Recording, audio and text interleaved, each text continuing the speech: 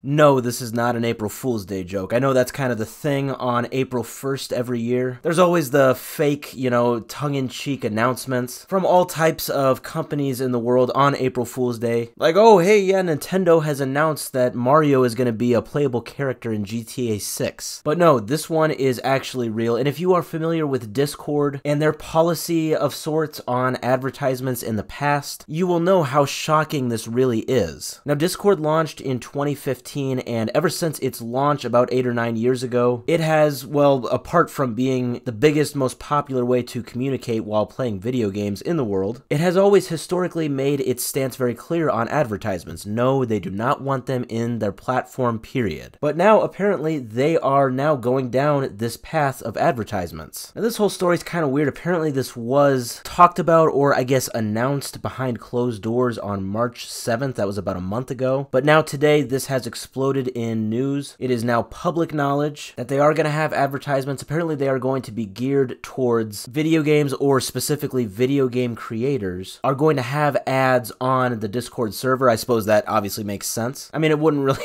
make sense to have like an advertisement for Kellogg's next lineup of cereal on Discord. No, obviously it would make a lot more sense to advertise video games on the platform, and apparently that is what they are going with. So video game companies, video game platforms, all of that, they are going to be able to have their advertisements on Discord. And now this is going to be through something called Sponsored Quests, which is a very weird name for it. It's kind of vague right now, but I guess that is going to be the name of their whole ad program. Now, what we are hearing right now in the very early stages of this whole announcement is that users are going to have the option to opt out of engaging with these ads. I don't necessarily know if that is going to be behind a paywall. I'm only assuming it will be. And it is also said too that Discord is going to make these ads far less intrusive than ads on, say, other social media platforms. These ads are going to be on the bottom left of your screen, and I guess there's going to be a lot more, I don't know, customization or personalization with users' ad experiences. So, I mean, yeah, thankfully, it's not something like you're in the middle of a game chat with your buddies during a game, and you get like a 30-second Spotify type ad for McDonald's next breakfast menu item. No, I think it's going to be like just,